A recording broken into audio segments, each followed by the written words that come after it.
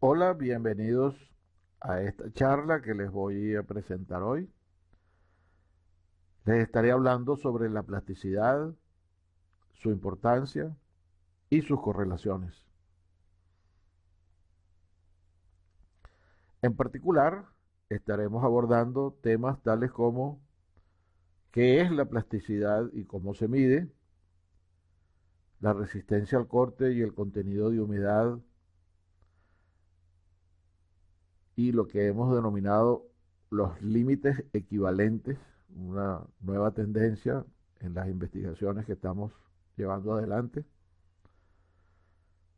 Hablaremos sobre la plasticidad y el ángulo de fricción. Consideraremos también la importancia de la actividad de la arcilla junto con el contenido de material no plástico en el ángulo de fricción. Veremos también si hay correlaciones o cómo correlaciona la plasticidad y la compresibilidad del suelo. Y finalmente veremos muy someramente cómo se integra todo eso en un modelo de todos los parámetros del suelo, pero que tienen base en la plasticidad,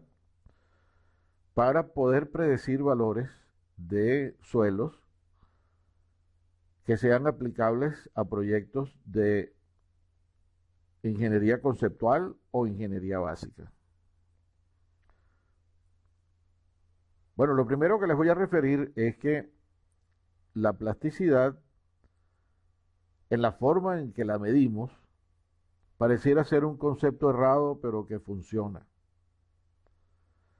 ¿Y por qué digo que es un concepto errado? Es por la forma en que nos hemos planteado su medición. El límite plástico lo definimos como la humedad para la cual unos rolitos de material empiezan a ser inestables y se rompen cuando se están formando. Eso indirectamente viene a ser una medición de su resistencia al corte, pero muy poco fundamentada desde el punto de vista técnico. El límite líquido, por otra parte, sí se hace con una técnica un poquito más científica, digámoslo, y bajo la creencia, de acuerdo con el profesor Casagrande, de que correspondía al valor en el que se desarrollaba una afluencia del suelo para 25 gramos por centímetro cuadrado, porque la, la tasa de Casagrande, de acuerdo con el trabajo que él realizó y estimó, debía tener entonces un gramo por centímetro cuadrado para cada golpe, y que si se cerraba en 25 golpes, pues ese era el límite líquido del material. Resulta que eso es correcto para algunos materiales, y en definitiva allí también lo que se está midiendo es la resistencia al corte, porque se miden en el eje horizontal el número de golpes, el eje vertical contenido de humedad, y en general eso tiende a dar una línea bastante recta, y se toma el valor de 25 golpes para definir el límite líquido. De nuevo, de manera indirecta, lo que se está midiendo es la resistencia al corte. Y el índice de plasticidad se define como entonces el límite líquido menos el límite plástico. ¿Y por qué entonces aseveramos que no es una medición real y exacta para todos los suelos? Porque posteriormente otros autores realizaron una experimentación utilizando la resistencia al corte y el contenido de humedad en un gráfico log-log como el que vemos allí, en el cual cada una de las líneas que están inclinadas representa un tipo de suelo, en general arcillosos, en este caso, para los cuales se midió cuál era el valor de la humedad para el límite líquido y se graficó junto con los valores de resistencia al corte que se tenía para cada uno de esos suelos. La resistencia al corte se determinó posteriormente para ese estado de humedad y lo que se obtuvo fueron esos puntos que están marcados allí, en donde se ve que claramente el valor del límite líquido que se obtiene con el método de la copa de Casagrande disminuye la resistencia al corte a medida que el suelo es más plástico. De manera que no hay un valor único de resistencia al corte en el límite líquido para ningún suelo. Sin embargo, esa definición basada en el contenido de humedad en esos dos estados que supuestamente corresponden a dos estadios de resistencia al corte, cualesquiera que ellos sean, de un suelo, ha permitido que se desarrolle una carta de plasticidad que toma en cuenta la granulometría y los límites para poder clasificar los suelos. Esto debemos verlo en el entendido de que son mezclas de suelos y no son suelos puros. Por eso es que tenemos en el rango de los limos, que pueden ser de baja compresibilidad o de alta compresibilidad, porque realmente son mezclas de limos con arcillas. Más recientemente se han desarrollado otras metodologías que están basadas en la superficie específica para calcular el límite líquido.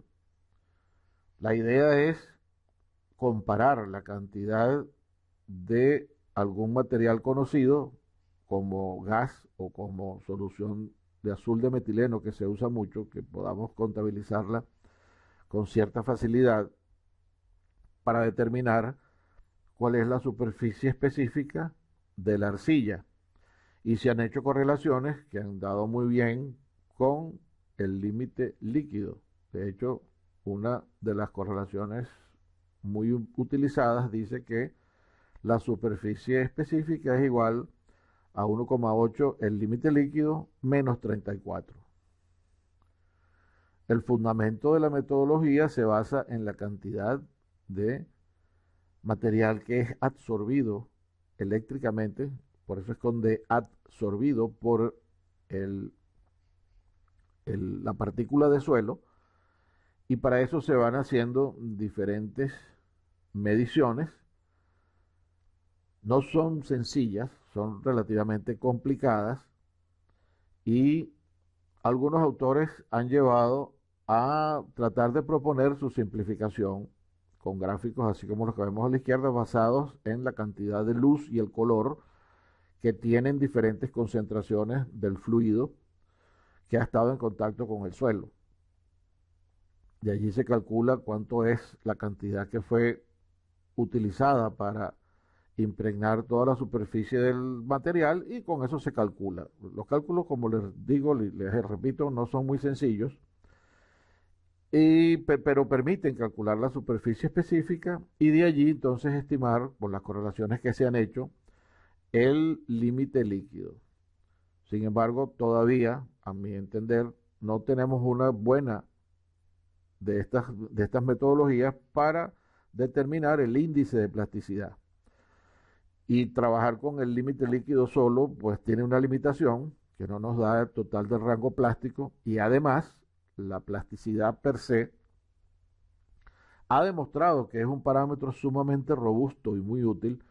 para correlacionar con otras propiedades de los suelos. Eso lo vamos a ver más adelante en el transcurso de esta charla. Y quería enfatizarlo, pues que no solamente hace falta determinar el límite líquido, sino que necesitamos determinar el límite plástico o de alguna manera sacar el índice de plasticidad también asociado con cualquier estadio que tengamos de la medición del suelo. Volviendo a la resistencia al corte, en algunos países, como los países escandinavos, en Noruega,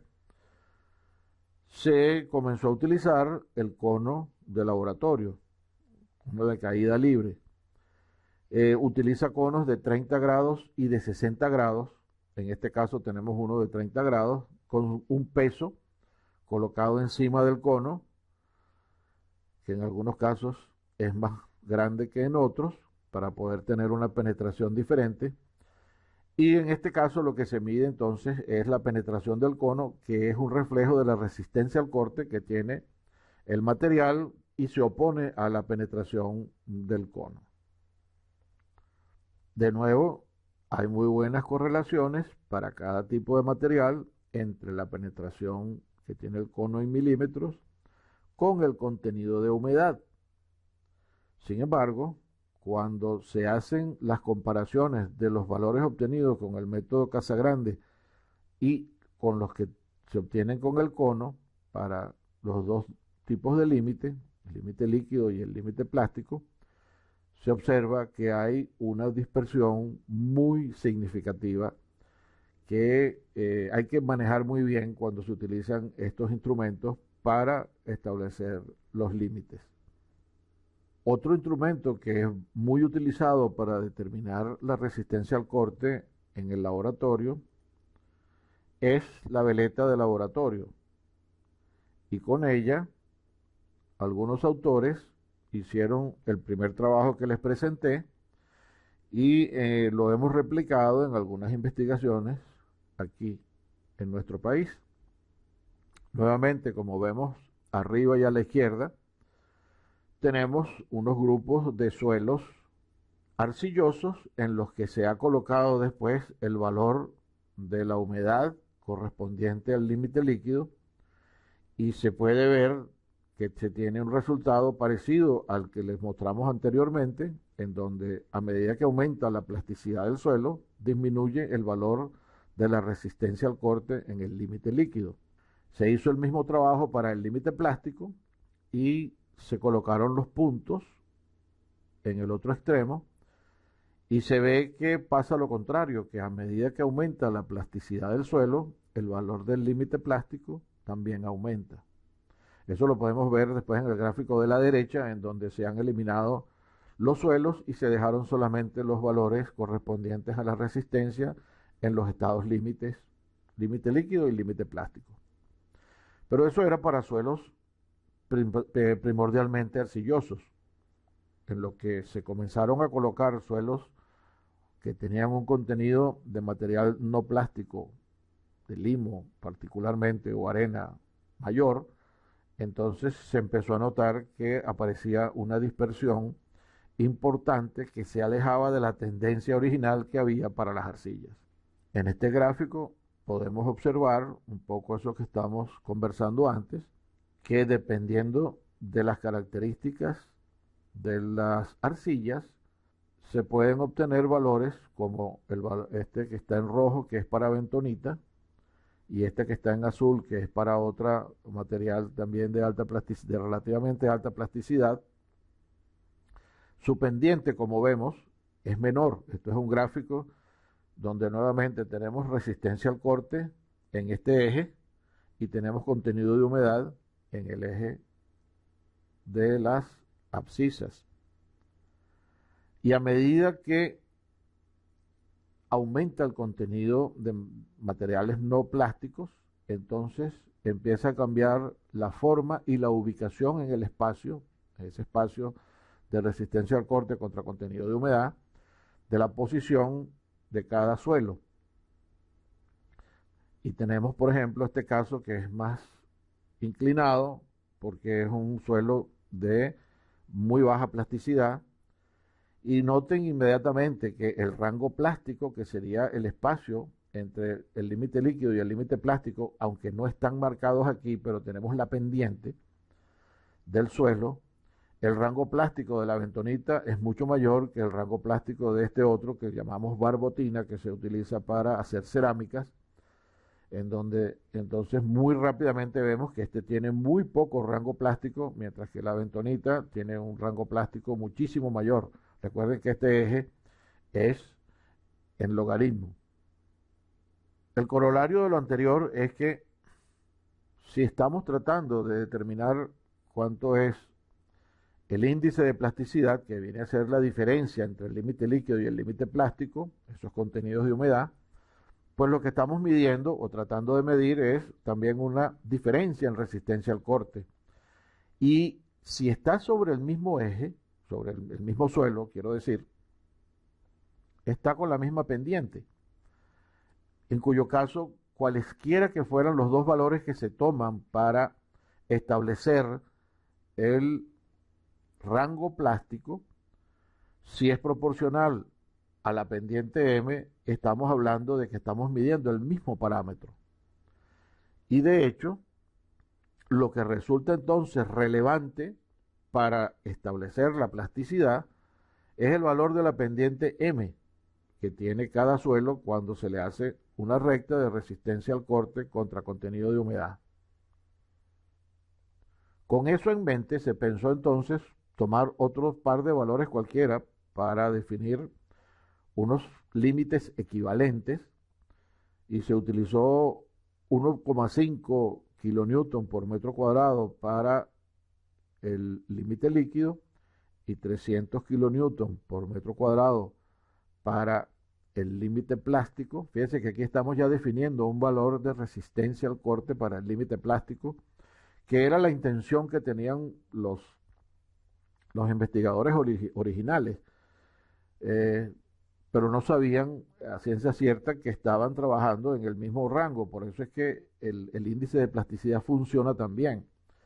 porque lo que hicimos en esta investigación fue entonces determinar la resistencia al corte del suelo con 3 o 4 o 5 valores de veleta y extender entonces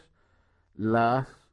rectas que se obtenían para cada suelo y obtener unos límites equivalentes. De esa manera estábamos midiendo un límite líquido equivalente y un límite plástico equivalente. Esos dos valores fueron seleccionados al azar, considerando que estaban dentro de lo que era el potencial rango plástico que puede manejar el suelo. En este caso obtuvimos una excelente correlación entre el límite líquido, que es el que está en el gráfico de la izquierda, con el límite líquido equivalente, y entre el índice de plasticidad obtenido con el método de Casagrande y el índice de plasticidad equivalente. La dispersión que se ve no es tan grande y en general pensamos que es más debida a los procesos de laboratorio per se, que son procesos que requieren mucha habilidad del operador, sobre todo para el límite plástico, y a veces también que no se deja hidratar el material suficientemente para obtener los puntos que se utilizarían en el gráfico de Casagrande, con lo cual se tienen variaciones. Esas variaciones deben disminuir si se utiliza siempre material bien hidratado y valores de resistencia con veleta con las mismas características. Eso permitió generar una carta de plasticidad equivalente, porque vimos que había muy buena correlación, en donde se tiene el límite líquido equivalente en lugar del límite líquido y el índice de plasticidad equivalente en el eje de las ordenadas.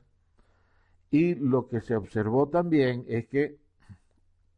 los lugares geométricos de los suelos que tienen la misma pendiente, M, resulta que están todos unidos representados dentro de lo que es el verdadero rango plástico del suelo. Es decir, este rango que está aquí, cada una de estas líneas M corresponde a las pendientes que tienen las rectas de resistencia al corte del suelo. Y este es el verdadero rango plástico de los materiales. El valor ahora del límite líquido 50 para definir la alta y la baja plasticidad, ahora queda aquí en 65, y esta es la posición de la línea A que se utiliza para separar las arcillas de los limos. Como vemos, los mismos suelos pueden tener la misma pendiente, lo único es que va a estar con mayor o menor rango de compresibilidad, que lo vamos a ver más adelante, dadas estas condiciones. Otro aspecto ventajoso que observamos que tenía esta forma de utilizar la resistencia al corte para definir los límites es que se puede obtener el valor de la pendiente M y del término independiente que se utiliza para definir la recta del suelo, a partir del cual empieza a controlar el material no plástico que está contenido en el suelo. Y de allí poder establecer esos famosos suelos que tienen cohesión pero son licuables. Este gráfico aplica tanto para arcillas como para limos, así como lo estamos viendo en la derecha, y se ve que no hay mucha dispersión para cualquiera de los dos tipos de suelos. Eso es un hallazgo relativamente importante en el que cualquier tipo de suelos prácticamente sigue la misma tendencia en este tipo de representación. Entonces, como hemos visto, si el contenido de humedad tiene correlación con la resistencia al corte y con la plasticidad, seguimos investigando y dijimos, bueno, tiene que haber algo que una al ángulo de fricción con la plasticidad. Y encontramos en la literatura que ya existen trabajos, o existían trabajos relacionados con ese tema. Tenemos, por ejemplo, el gráfico de la izquierda, en donde se correlaciona el índice de plasticidad para algunos tipos de suelos, algunos tipos de arcilla, con el ángulo de fricción correspondiente a cada una de ellas. Y a la derecha, entonces están los rangos que tienen para un diagrama de Mohr-Coulomb, las bomborilonitas, la inita y la caulinita, y de luego la arena. Y se ve que a medida que el grano es más grueso y el grano es más grande, de la partícula del suelo, quiero decir, el ángulo aumenta. Seguimos investigando y buscando en la literatura más trabajos que tuvieran correlaciones explícitas entre el ángulo de fricción y el índice de plasticidad de los suelos, y conseguimos, como se muestra a la izquierda, una gran variedad de resultados y los graficamos todos juntos y observamos que en la medida como teníamos los límites y los contenidos, más o menos los contenidos de material no plástico en cada uno de estos casos, a medida que aumentaba el material no plástico, aumentaba el ángulo de fricción y se obtenían límites más pequeños. Se hicieron algunos ensayos de laboratorio y se buscaron otros datos existentes en la literatura en donde se pudo corroborar que para un mismo suelo que partía de las mismas condiciones, de alrededor de 49% de material no plástico, en donde ya teníamos más del 50% de material arcilloso, con un límite líquido en este orden y una plasticidad en este orden, un índice, un ángulo de fricción en este orden. El índice de plasticidad, quiero decir, estaba en este orden y el ángulo de fricción se midió y se le fue agregando material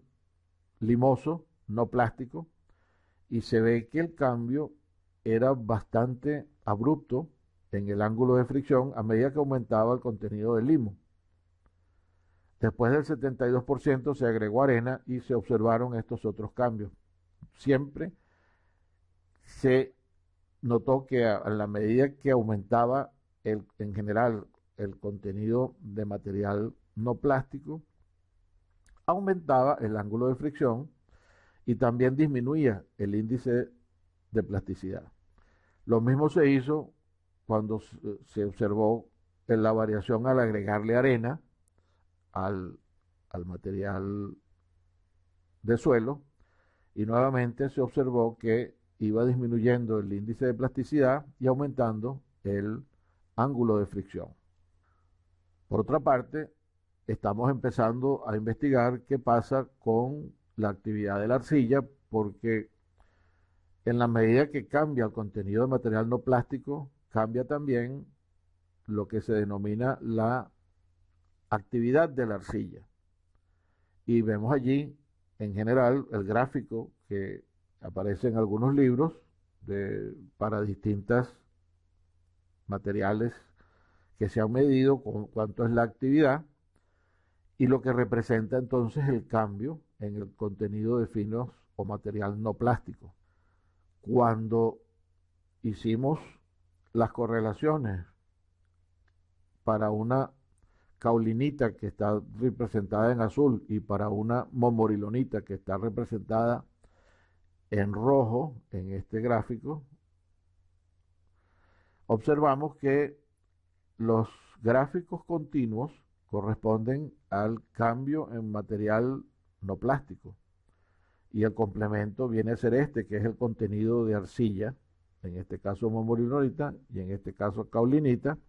y son complementarios porque a mayor contenido de material no plástico, pues hay muy poco material plástico y así hasta que aquí hay igual de los dos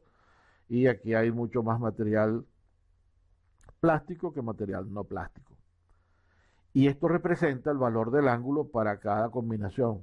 Es decir, para este valor del IP, que tiene este contenido de material plástico y este de no plástico, el ángulo de fricción se lee directamente acá. Igual para este otro material. Como vemos, a medida que aumenta el contenido de material no plástico, disminuye el índice de plasticidad y aumenta el ángulo de fricción. Lo que quiere decir que entonces este gráfico está muy bien complementado con esto que estamos viendo, observando aquí, esto está todavía desarrollándose para complementar estos trabajos, pero estamos presentando estos valores extremos y representa el detalle que está incluido dentro de este gráfico, pero que no estaba tan explícito como se ve en este otro. Pero resulta que si transformamos un gráfico de consolidación, en lugar de tener la relación de vacíos, la dividimos entre la gravedad específica, tomando en consideración de que estamos trabajando con suelos que están en el rango saturado y que entonces el contenido de humedad es la relación de vacíos dividido entre la gravedad específica. Eso para poder compararlo con los contenidos de humedad que tenemos en un material. Podemos decir entonces que tenemos el límite líquido, tenemos el límite plástico y esta curva virgen corresponde entonces al cambio a medida que vamos consolidando el material con los esfuerzos, cuál es el cambio en humedad. Y nos da entonces también recopilando de la literatura que para distintas descripciones de la consistencia del material estamos asociándonos con un contenido de humedad que está dentro del rango plástico, en donde tenemos una variación importante de todos los parámetros de ingeniería, desde la velocidad de las ondas de corte a los pesos unitarios, la resistencia al corte no drenado y el número de golpes del ensayo SPT.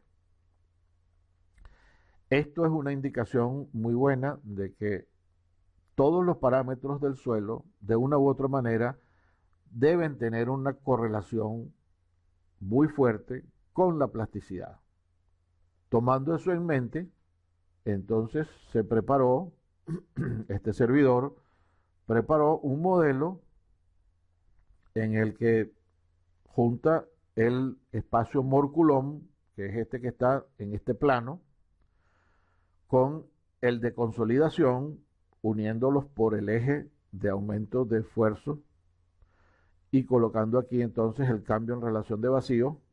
Y si la dividimos entre la gravedad específica, tenemos la humedad, o sea que es indistinto usar una u otra. Pero lo interesante es que también podemos relacionar este plano que sale ahora entre la resistencia al corte y la relación de vacío. Esto es un modelo que es parecido a lo que tienen los ingleses con el modelo Camp-Clay, pero esto está basado en otros conceptos que no son necesariamente los mismos en su totalidad que se utilizaron para el concepto Camp-Clay. Sin embargo, fíjense que al unir todo esto, el modelo que estamos trabajando aquí está basado estrictamente en las propiedades que el suelo muestra y cómo se correlacionan ellas entre sí. Y lo que da como resultado es que el suelo viene a estar representado por una curva en el espacio que depende del índice de plasticidad y que al proyectarla sobre cada uno de estos planos nos da la curva convencional o la gráfica convencional con la que estamos acostumbrados a trabajar y que vemos que entonces todas tienen una correlación entre ellas que definen un elemento en el espacio que las une y las conforma. Para estudiar en detalle entonces esas correlaciones, vamos a estudiar primero si existe una correlación entre la plasticidad y la compresividad de los materiales plásticos. Si trabajamos entonces con la resistencia, que es el plano que está acá, con la relación de vacíos, tenemos que eso se representa con esta ecuación que está aquí. Y en el plano Mohr-Coulomb, lo que hemos encontrado también es, como describe el método Schanze, que la resistencia al corte no drenado normalizada por el esfuerzo confinante es una constante y hemos determinado que es igual al seno del ángulo de fricción. Al igualar esas dos, porque es la misma resistencia al corte, obtenemos entonces que la humedad y el confinamiento están en valores diferentes, pero si pasamos este confinamiento al denominador, tenemos aquí un pseudo valor que es medio equivalente a lo que sería la compresibilidad del suelo. Y que entonces esa compresibilidad se ve afectada por la pendiente de la recta de la resistencia al corte y el seno del ángulo de fricción. Es decir, sí debe haber una correlación entre la compresibilidad y el ángulo de fricción para que esa representación que hay en este gráfico pueda funcionar. Y eso lo demostramos, eso quiere decir lo que tenemos aquí a la izquierda, que a mayor ángulo de fricción, como habíamos visto antes, hay mayor pendiente y debe haber una menor compresibilidad. Y a menor ángulo de fricción debe haber entonces una menor resistencia o tendencia a la resistencia al corte, pendiente en la resistencia al corte y una mayor compresibilidad. Eso fue demostrado experimentalmente con valores tomados de la literatura para distintos suelos en distintas partes del mundo y esto fue lo que se consiguió. Se corrobora entonces que al aumentar la pendiente disminuye el índice de compresibilidad del suelo y al disminuir la pendiente aumenta el índice de compresibilidad del suelo. También se comprobó que la compresibilidad del suelo es mayor cuando aumenta la pendiente M, que es lo que habíamos visto aquí. Para una menor pendiente hay un mayor rango plástico y debe haber entonces una mayor compresibilidad. Y eso lo habían demostrado ya también otros autores de manera empírica. Ross y Wood utilizando el modelo Cam-Clay, este que está aquí, y Kulhawi y Main con una correlación empírica que nosotros utilizamos para comprobar el modelo con los mismos valores de suelo y fíjense el tipo de correlación que obtuvimos con el modelo comparada con la que se obtiene con la fórmula de Kulhawi y Main, que dice que a medida que aumenta el índice de plasticidad, pues aumenta la compresibilidad del suelo. Pero por otra parte, también al aumentar el confinamiento del suelo, estamos disminuyendo el contenido de humedad y eso afecta también el peso unitario. Utilizando una de las tantas fórmulas que correlacionan el peso unitario con el contenido de humedad, como esta, podemos observar que además de variar con el peso unitario en función de lo que es el valor de la gravedad específica y la saturación, se obtiene siempre una fórmula o una tendencia de que a medida que aumenta el contenido de humedad, disminuye el peso unitario efectivo del material. Esto nos da entonces que existe una correlación que debe tomarse en cuenta y que nos une entonces las propiedades volumétricas. Si en el gráfico que teníamos inicialmente, que es este, donde el suelo está representado de esta manera, colocamos un eje que tenga el peso unitario hacia la parte inferior, Entonces, con las correlaciones que vimos anteriormente, que estaría en este eje, tenemos la variación del peso unitario con el contenido de humedad o con la relación de vacío, es lo mismo, y que definen este otro, digamos, estadio para los suelos que se une con el que teníamos antes a través de el gráfico de consolidación. Aquí vemos entonces la representación de los 5 planos, los 3 que les mostré anteriormente en log-log y los otros 2 correspondientes a el peso unitario y el, el esfuerzo confinante y el peso unitario con el cambio en relación de vacío o de humedad para un suelo tomado de la literatura. Finalmente, el modelo también utiliza la humedad con el concepto de la respuesta hiperbólica del suelo y logra hacer unos gráficos normalizados que dependen del contenido de material no plástico y del índice de plasticidad para cada suelo, que luego se pueden transformar en la respuesta del suelo dependiendo de su ángulo de fricción y aquí dependiendo del esfuerzo confinante. De esta manera se obtiene entonces una respuesta total del funcionamiento del suelo con el índice de plasticidad para todos los parámetros, que también fue demostrada con valores tomados de la literatura,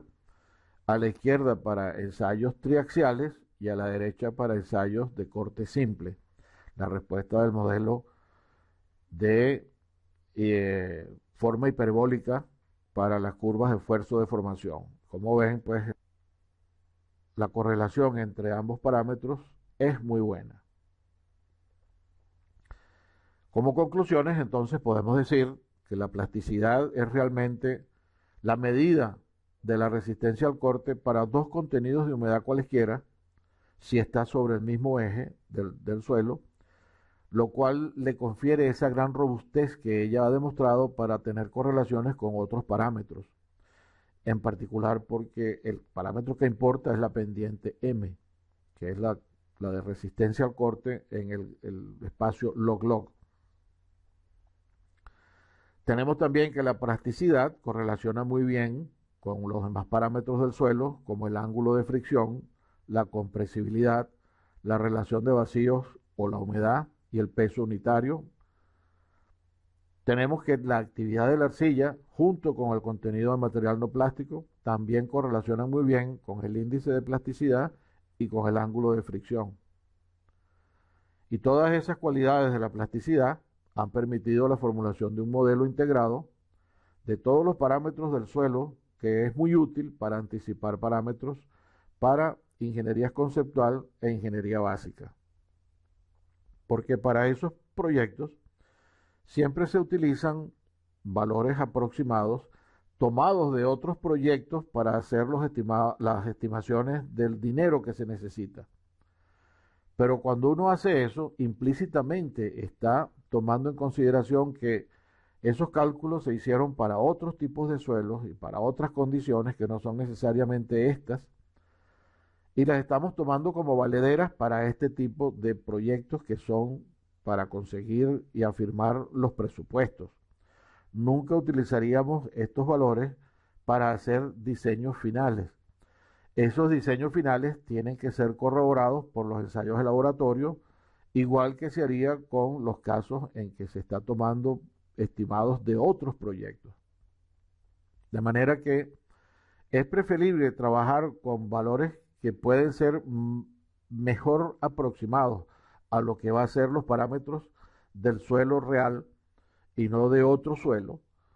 que después son verificados por el laboratorio para poder hacer las estimaciones definitivas y los cálculos definitivos